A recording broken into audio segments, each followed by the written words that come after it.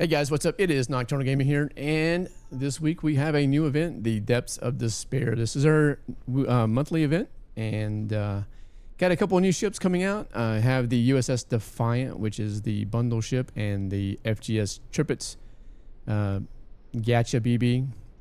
Got the Agni 1 legendary missile. The free event reward this time is the RIM 174 UM. It's an underwater launch anti-air missile. Really good camo this time. Some of the leaderboard camos I'm not too crazy about, and then here are some of the other ones. We're going to go through a couple of things here real quick. So as always with any of the monthly events, you have 13 stages. You can complete these stages by participating in the events that are related to the event. This month it is escort. Sometimes it's tandem. But we do have escort again this month, and in classic fashion, when you have escort, you have a BB to try out in escort. It's kind of what escort is, very catered to the battleships. You can see your event missions tab here. You can refresh those, and this is how you get the tokens to complete the event. You can also get event points here. You can get the 300 every 6 hours. Another 2,000 every 2 hours, and then if you're on a device that has advertising enabled, you can get another 1,000 for free for watching an ad every 2 hours. Special offers tab, you have your camo. I like this one a lot. Looks really good. This is it on the Tripits. I may get another one of these. I think this is going to be a very popular one. The Alluring Glow. Another 35 keys, and the new flag's got some really good animation on it. So overall, really happy with this one. I did pick up one. I may get another one. Already completed the stages earlier. I already did the spins as well. So under the activities tab, you have your classified cargo. This is your pay to win gacha. So this was where they had the HMS 32, the packet, the Agni, the Archer, and the Tripits. And then on the free-to-play wheel, you have the Iron Beam. These are mostly real ones. The Swarmer 2 Atlas, which is a laser-guided grenade launcher. The Mark 71 is being run again, so it's been out there several times. Do have some keys out here, some consumables, which I wish they would get rid of those. I don't think there's any need to have consumables, especially upgrade consumables. I have asked for them to put something like rank consumables out here, or something that you could really use. I made a proposal to start throwing ranked consumables out there a lot to get more people interested in playing beyond D3, because nobody wants to go out there and lose a day of grinding in a couple of matches. So I think they should be a little more liberal with those, but don't know where that'll go, but I have been asking for it. But upgrade consumables should not be a thing. That said, overall, the event's been, it's got really good prizes this month. The Tripits is really good. New missile is pretty good. It's a cluster missile with sort of like the KH-90. The minimum range is like 1.3, so it's gives you a lot more flexibility than you have with the 3 kilometer minimum on the KH-90. I do like this missile. It is flareable, but doesn't seem to affect it too much. I think it is very viable. So,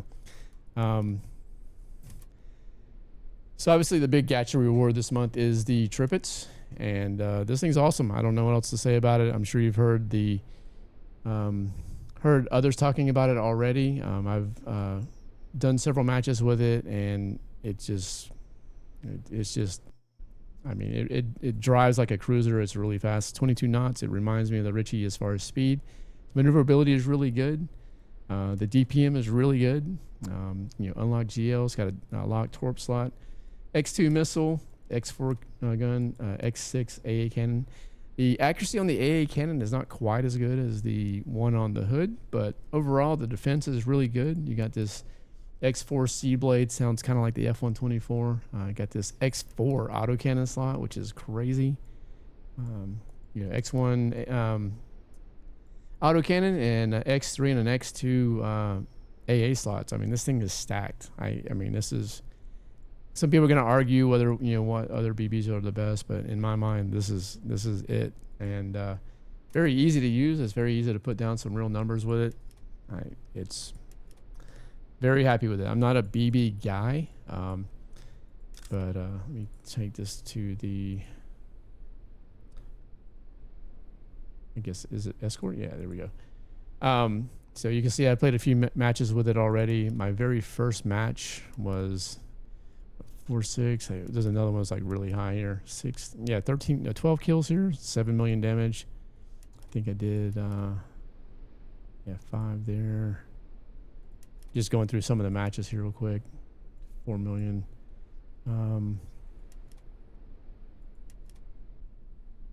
Low there. I don't know. Oh, that was the Defiant. Sorry. Didn't realize I'd switched off there. Defiant's not bad. It's not the Tripits though. Yeah, 7 million, 7.3 million, 7 kills, 21 assists. Like it's just making light work of it. It's pulling kind of Yamato numbers with without the disadvantage of the Yamato. So it's a bruiser. I really like it. Really happy with the ship. I think the devs did a great job with this event overall. I'd say pretty close to a home run on this one. Other than the minor complaints I have with the upgrade points and things like that, I'd say this event's really good. The event reward this month is good. I got the underwater launch AA. I think we need some more AA missiles in the game as well. So I think this is going to be pretty viable. Numbers on it look pretty good. Let me go look at the actual stats on it. I can go. It was pretty interesting. The speed seems slower, but and I haven't played with it enough to get a great feel for it. But it seems like those changes are going to benefit it. Area damage was like 1,000, I think. Let me go look at this. Yeah, here we go. So compare that. Let me compare it to the Mica here. We'll do the Chatil too. I really like that one's probably one of the best AA missiles in the game as well. Where's the Mica? We'll compare that. So here's the comparison with the new one. The DPM's a little bit less than the Steel, higher than the Mica. The area damage is 1,000, a little bit less than the Mica. Explosion radius is 100, so maybe the Mica's stats-wise on paper is probably still a little bit better. I'm just curious about how this slower speed is going to affect it. It may actually improve the its ability to hit, aircraft and whatnot. So durability is a lot higher than either of the other two. So pretty viable. I haven't had a chance to give it its full run yet, but it looks promising. Detonation radius is 66, so I think it's going to be a big help. Reload is kind of middle of the road between those two, but still really good. 4.2. It's not bad at all. And so yeah, I think it's a good offering, especially for a free event reward. You can use it in tournaments. A lot of tournaments will allow free event reward. So it's on PHL. Let's see what else. Go look at the Defiant real quick. And this thing's kind of crazy. So X2, you got the X1 cannon slot, which is 483. You got this one cannon by itself is 483 compared to two cannons, the DJT at 603. So the damage is really high. This thing is going to put some good numbers down as well. Let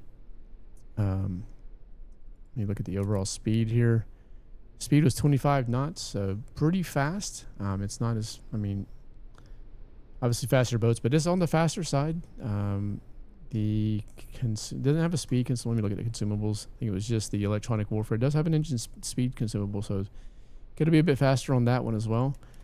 This grenade launcher is absolutely crazy. Like you fire this thing and it's like raining fire down on you. It's pretty wild to watch this thing. It is susceptible to decoys, but didn't seem to really affect its performance. It was putting out some good numbers with it.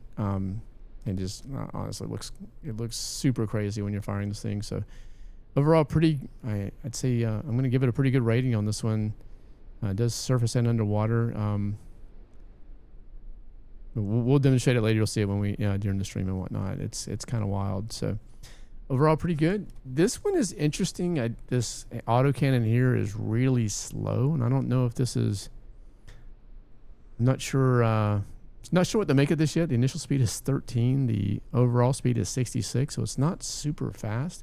So I'm curious how this one's going to work out. The area damage is really high, so potentially it doesn't need to go very fast. It could just go out, and the area damage is so big, and it's going to take out a lot of stuff. So I think this actually may be surprisingly effective, even though the numbers seem kind of crazy.